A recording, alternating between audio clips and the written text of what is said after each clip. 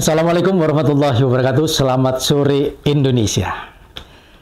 Waalaikumsalam warahmatullahi wabarakatuh. Selamat sore Indonesia. Alhamdulillah sahabat Info Fakfak TV dimanapun Anda berada.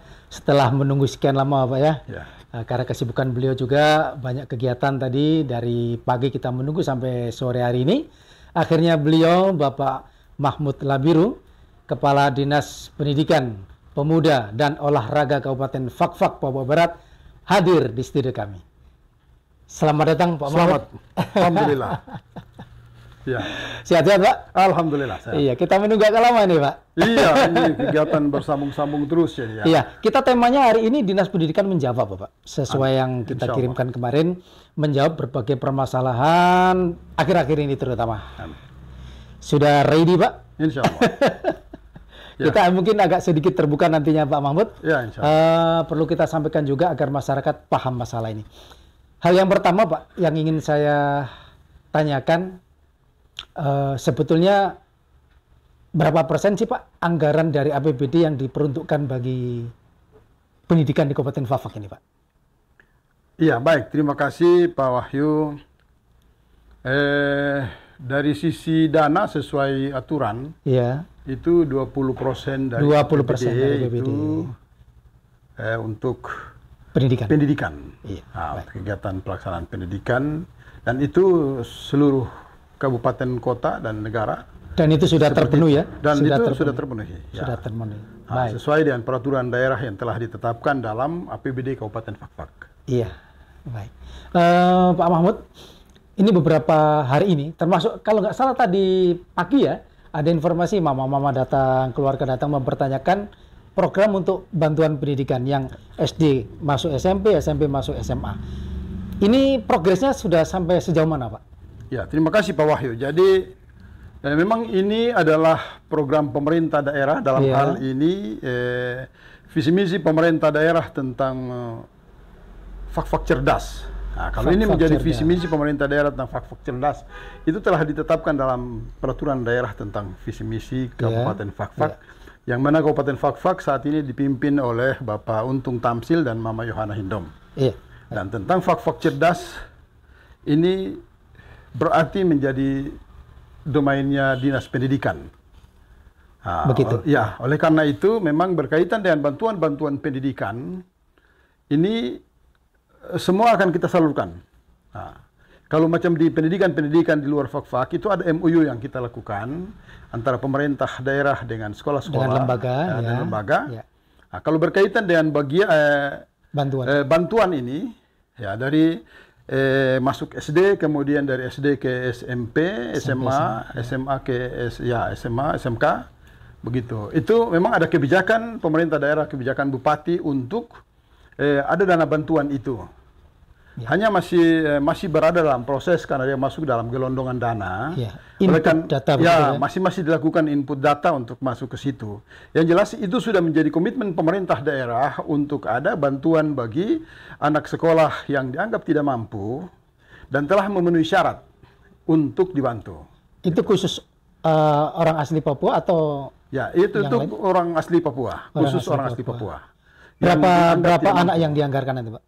Ya, nanti kita anggarkan itu sekitar 300-an. 300-an. Ya. Jadi saya ingin 300-an orang dari dana yang itu sekitar 500 juta. 500 juta. Tapi kemudian nanti kita ikuti perkembangan, kalau memang masih ada juga yang masuk ya. Mungkin akan ada tambahan di situ. Iya. Jadi satu anak dapat berapa itu Pak? Satu anak nanti kita lihat dari berapa yang masuk kemudian dibagi dengan jumlah itu ya. Untuk saat ini yang dianggarkan 500 juta Pak ya? 500 juta. Itu hanya masih dalam proses gelondongan dana itu. Yang masih gelondongan dana. Nanti yang masih diinput kemudian. Dan saat ini masih diinput. Masih berada dalam proses. Iya, kalau melihat statement dari penjelasan dari sekretaris Pak sebelumnya waktu saya ke sana Pak, itu memang ada semacam kehati-hatian begitu Pak ya. Ada data-data yang verifikasinya harus betul-betul dilakukan begitu. Jangan sampai salah sasaran. Ya, itu benar Pak Wahyu. Jadi ini kan diperuntukkan kepada masyarakat yang tidak mampu. Iya. Ya, memang ada persyaratan-persyaratan tertentu yang harus kemudian dilengkapi oleh orang tua. Yaitu yang pertama itu adalah surat keterangan dari kampung. Kampung. Nah, tentang ketidakmampuan. Tidak mampu. Yang kedua, surat pengantar dari sekolah yang menyatakan bahwa anak tersebut diterima pada sekolah itu. Oh, begitu. Kemudian dilengkapi dengan kartu keluarga bahwa betul dia berasal dari kampung itu. Betul. Begitu. Tapi untuk proses penjaringan 300 anak ini prosesnya bagaimana, Pak? Ada pengumuman di RRI atau pengumuman apa begitu, Pak? Ya, memang apa itu dari sekolah-sekolah? Dari sekolah-sekolah. Sekolah-sekolah. Dari sekolah-sekolah. Karena ada beberapa netizen yang respon terhadap video kita sebelumnya, mereka tidak tahu begitu ngakunya begitu ya, tidak tahu. Memang ya namanya informasi ini kan pasti tidak ada yang merata, tahu ya, ada yang tahu, ada yang tidak tahu. Selain itu juga pada saat kami turun ke lapangan atau Bupati melakukan musrembang di distrik itu pun ya. itu pun sudah disampaikan bahwa ada dana bantuan bagi anak sekolah yang orang tuanya tidak mampu. Nah, karena bisa saja terjadi anaknya satu, ada yang dua, ada yang tiga. Begitu. Ada yang masuk SD, ada masuk SMP, ada masuk SMA, SMK. Iya. Begitu. Jadi ini memang ini harus dibantu yang seperti ini. Oleh karena itu keluar kebijakan pemerintah untuk ini harus dibantu. Begitu. Baik. Ini prinsip kehati-hatian ini apa ini, Pak? Sebagai apa ya? Agar tidak terjadi salah sasaran dan mungkin merupakan temuan begitu, Pak ya. Betul. Jadi kehati-hatian kita itu agar seperti tadi Mas Wahyu sampaikan itu, bahwa agar kita tidak salah sasaran. Begitu. Tapi betul-betul kita bantu kepada anak yang orang tuanya tidak mampu. Hingga itu tepat pada sasarannya. Jangan sampai kita berikan bantuan yang tidak pada sasaran. Orang tuanya mampu, pegawai negeri, kemudian dia mampu. Nah, kemudian itu yang kita bantu. Ini yang dia dikhawatirkan terjadi salah sasaran seperti itu. Kan sebelumnya beberapa salah seorang wartawan sempat menulis masalah temuan BBK dan sebagainya. Itu agar tidak terjadi kembali ya. Artinya dari sejumlah pengalaman itu hingga tidak terjadi lagi pengalaman kita tidak terjadi lagi hal-hal berikut. Bagaimana dengan pengalaman yang tadi itu? Iya. Baik, Pak. Berikutnya, Pak. Masalah kerjasama yang ditandatangani Bupati dengan lembaga pendidikan lain semisal kedokteran, Pak ya, yang di UMI ya, Universitas Muslim Indonesia, Makassar, Pak ya. Iya. Ini ada yang tanya, pernah sempat telepon salah seorang ibu-ibu, itu persyaratannya seperti apa, berlaku kapan, dan berlaku untuk siapa gitu? Apakah khusus apakah boleh yang lain, Pak? Ya, ini memang kan dari dana otsus. Dana otsus. Tahun berapa, Pak? Mulai tahun ini. Tahun ini. Nah, dan nanti dari UMI Makassar sendirilah yang datang mereka seleksi. Oh begitu. Bulan apa kira-kira itu Pak Mahmud? Ini nanti mungkin bulan depan. Nanti setelah kita ini kan kontrak kerja sudah dibuat. Begitu.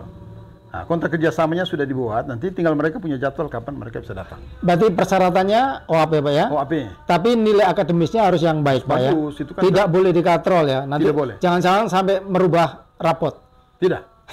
Dan kalau raport ini kan dia terdaftar secara online. Ya kalau sekarang ya. Kemudian sekarang kan begitu. Kemudian memang diseleksi lagi oleh universitas itu. Dari UMI. Dari UMI. Karena saya memandang begini, Pak.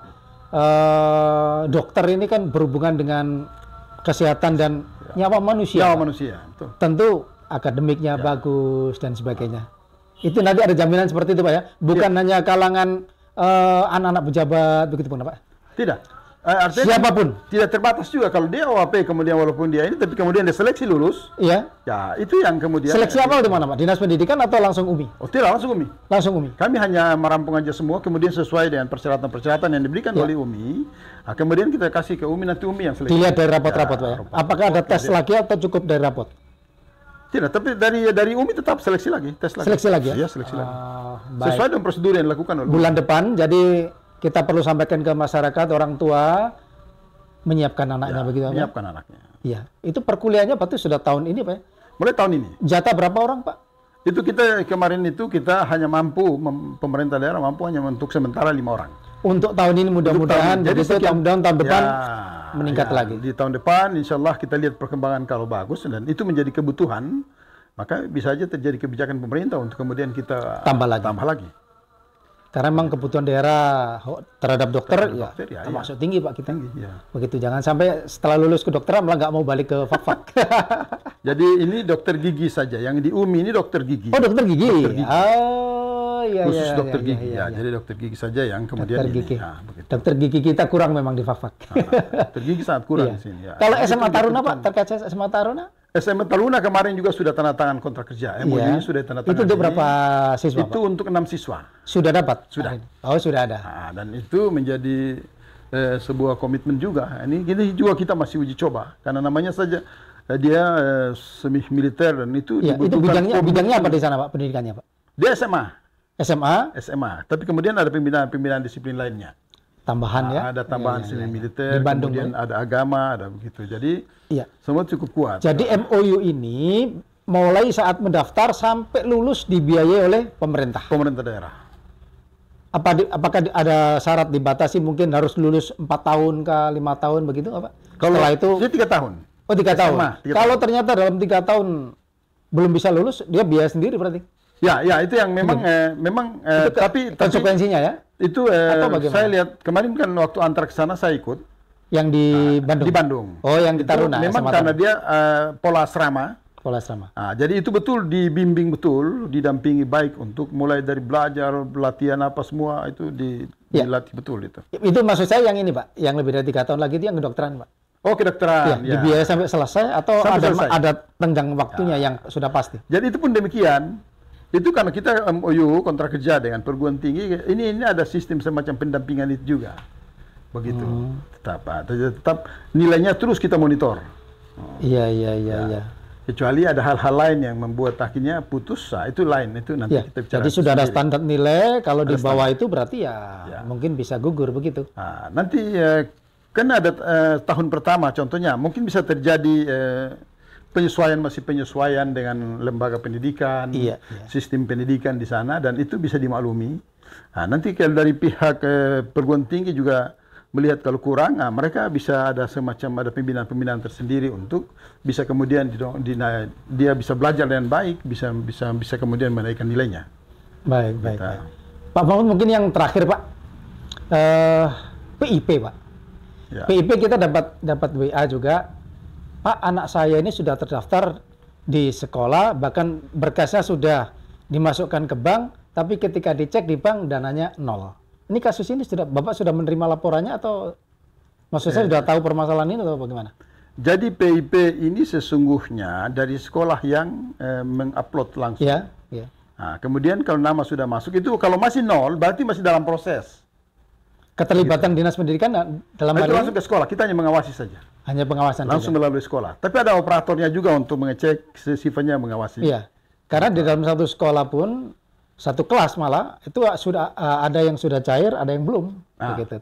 Itu juga begitu. Memang ada yang dapat, ada yang tidak. Tidak semua dapat. Iya.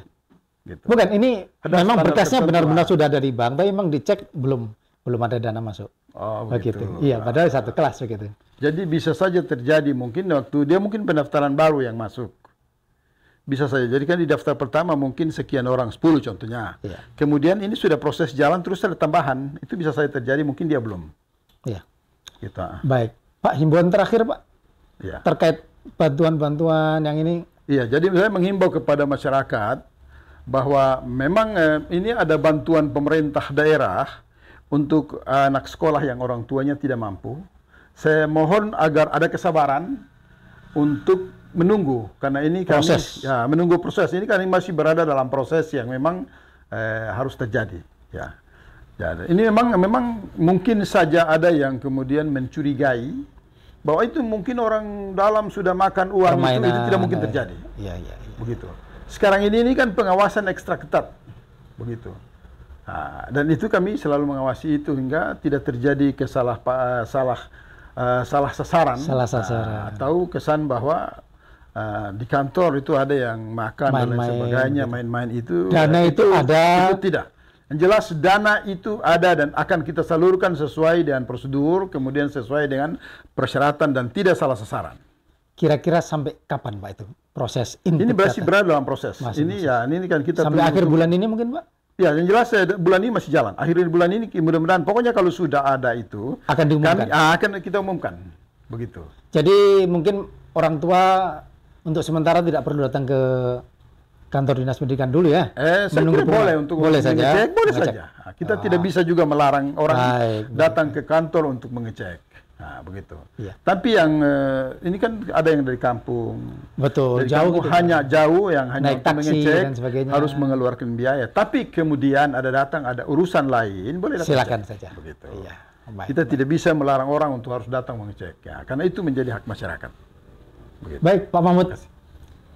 Rekan-rekan sahabat InfoFak TV dimanapun Anda berada, demikian bincang-bincang kami obrolan eksklusif bersama Kepala Dinas Pendidikan Pemuda dan Olahraga Kabupaten Fakfak, Papua Barat, Bapak Mahmud Labiru. Mudah-mudahan bermanfaat. Amin. Amin. Untuk itu, kiranya kami mohon izin undur diri. Assalamualaikum warahmatullahi wabarakatuh. Waalaikumsalam warahmatullahi wabarakatuh. Terima kasih Pak Mahmud atas waktunya. Selamat sore Indonesia. Terima kasih atas kesediaannya. Baik. Selamat sore.